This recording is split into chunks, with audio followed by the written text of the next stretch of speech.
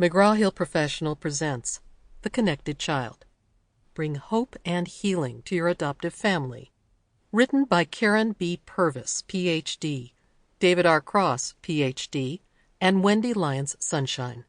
Narrated by Anna Crowe. Chapter 1. Hope and Healing. Parents who come to us for help often admit they're nearing the end of their ropes. The young child they brought home with high hopes remains somehow disconnected from the family, responding in odd or troubling ways to ordinary social situations, refusing affection, even lashing out, and controlling the family through rage and tantrums. These parents have tried timeouts and punishments, and they've tried medications, but nothing seems to really help.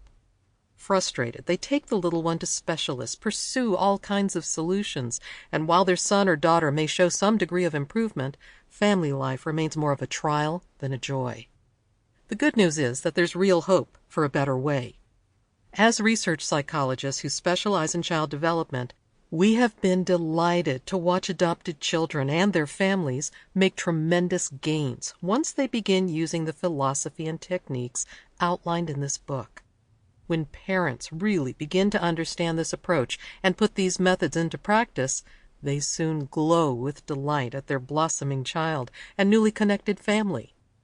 It gives us great joy to see a new light sparkling in the eyes of mothers and fathers who were once disheartened. What stood in the way before? Part of the problem was the conventional wisdom about troubled children. Here's an example. Imagine you've been invited to a friend's house for a snack of brownies. When you get there, you find flour, milk, eggs, sugar, and cocoa, each sitting in a separate dish. Your host says that you need to dip a finger into each dish and then put all of those ingredients on your tongue, and together, that gives you a brownie. Sounds silly, right? Yet that's the same type of piecemeal and disconnected approach traditionally used for diagnosing and treating at-risk children. Too often, parents and experts look at behavioral disorders as if they existed separate from sensory impairments, separate from attention difficulties, separate from early childhood deprivation, neurological damage, attachment disorders, post-traumatic stress, and so on. We take a more holistic approach because we know from a wealth of scientific research that a baby's neurological, physical, behavioral, and relational skills all develop and emerge together. An infant needs more than just food and water and a roof over his or her head to grow. He or she needs close physical human contact and social interactions to develop optimally. Unfortunately, adopted children can miss out on having all their earliest needs met before they go home with their new families. Deprivation and harm suffered early in life impact all the ways that a child develops. Coordination, ability to learn, social skills, size, and even the neurochemical pathways in the brain. These consequences can linger years after a child has left a life of hardship.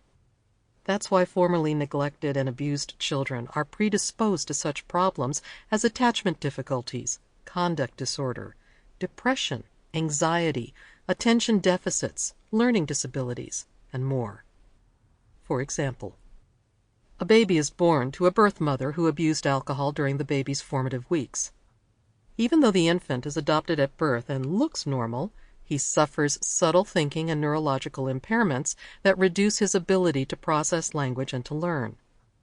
As he grows up, his weak language skills and slowed comprehension cause him to misinterpret parental instructions or give peculiar responses.